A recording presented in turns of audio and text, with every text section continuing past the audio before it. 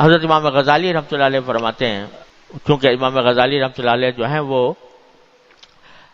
اللہ تعالیٰ نے ان کو باطنی بیماریوں کا خاص علم عطا فرمایا تھا. احیاء العلوم کے اندر انسان کی نفسیاتی باریکیوں کا جتنا زبردست تجزیہ حضرت امام غزالی رحمۃ اللہ نے فرمایا شاید ہی کسی اور نے کیا ہو. تو وہ فرماتے ہیں کہ یہ جو دل میں خیال پیدا ہوا ہے، یہ اگرچہ فوری طور سے اس کے اوپر کوئی مواخذہ نہیں، فوری طور سے گناہ نہیں کیونکہ غیر اختیاری پیدا ہوا، لیکن اس کا بھی علاج ضروری ہے. اگر علاج نہ کرے گا تو یہ آدمی کو کسی نہ کسی وقت میں لے جا کر یہ ایسے گناہ میں مبتلا کرے گا جو اس کی نیکیوں کو کھا جائے گا. لہذا علاج کیا ہے؟ فرمایا کہ علاج دو باتیں ہیں.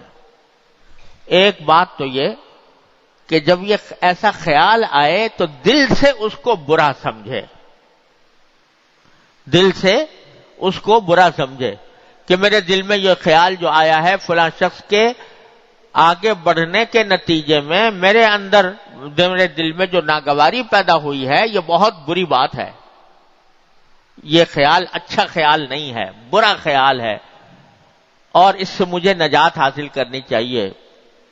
اس کو دل سے برا سمجھے.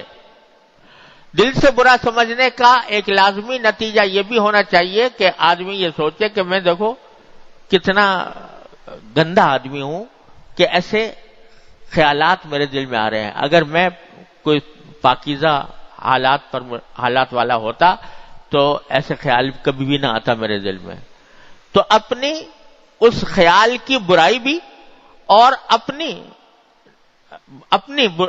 برائی بھی، اپنا یہ عیب بھی آدمی اس کا محسوس کرے کہ میرے اندر یہ عیب پیدا ہو رہا ہے، اس کو برا سمجھے.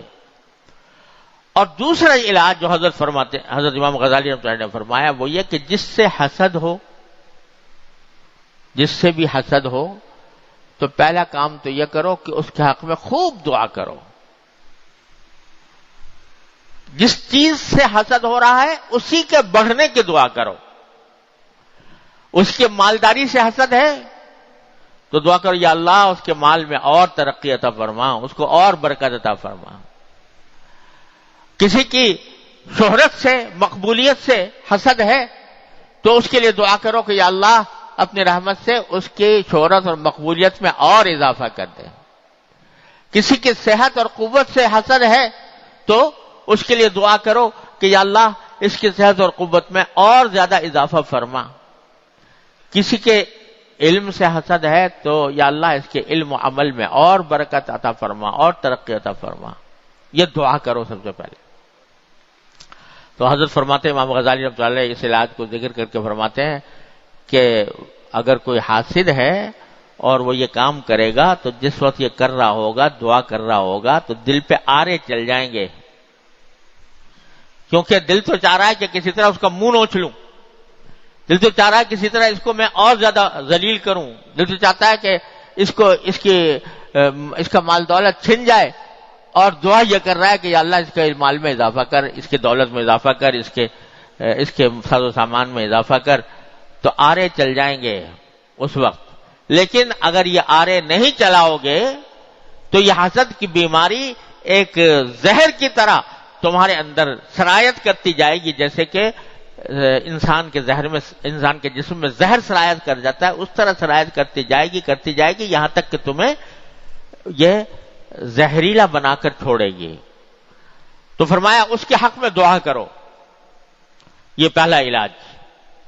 اور یہ علاج بڑا سخت ہے، لیکن یہ کڑوا گھونٹ پی کر ہی انسان بیماری سے نکل سکتا ہے. جب آدمی کوئی بیماری میں ہوتا ہے تو کڑوی دوا پینی پڑتی ہے بعض اوقات، لیکن اگر وہ کڑوی دوا سے پرہیز کرے اور یہ سوچے کہ بہت کڑوی ہے میں نہ پیوں تو بیماری برقرار رہے گی. تو حضرت فرماتے ہیں کہ یہ کڑوا گھونٹ پینا ہی ہوگا. دعا کرو اس کے حق میں خوب. دوسرا یہ کہ اس کے دوسروں کے سامنے اس کی تعریف کرو، جو اس کے اچھے اوصاف ہیں ان کا ذکر کرو دوسروں کے سامنے. اور ساتھ میں یہ بھی کہ اگر اس کے ساتھ کوئی اچھائی کر سکتے ہو اور اس کو کوئی فائدہ پہنچا سکتے ہو، اس کے ساتھ نیکی کر سکتے ہو تو وہ کرو۔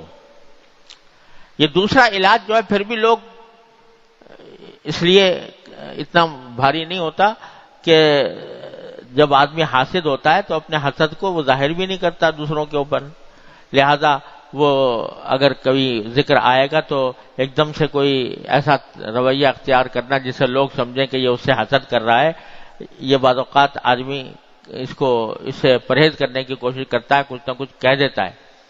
لیکن جب تنہائی میں اللہ تعالیٰ کے سامنے بیٹھے ہو اور وہاں کوئی نہ دیکھنے والا ہے نہ کوئی سننے والا ہے، نہ وہاں پر دکھاوے کی کوئی ضرورت پیش آ رہی ہے، نہ ریاکاری کی ضرورت پیش آ رہی ہے، وہاں جب تم اللہ تبارک و تعالیٰ کے بارگاہ میں دعا کرو گے محسود کے لیے، اس شخص کے لیے جس سے حسد ہے، تو یقیناً اللہ تبارک و تعالیٰ اس بیماری کو، تم نے چونکہ اپنے اوپر زبردستی کر کے اپنا علاج کیا اس بیماری کا، تو اس واسطے اللہ تبارک و تعالیٰ انشاءاللہ اس سے تمہیں نجات عطا فرمائیں گے۔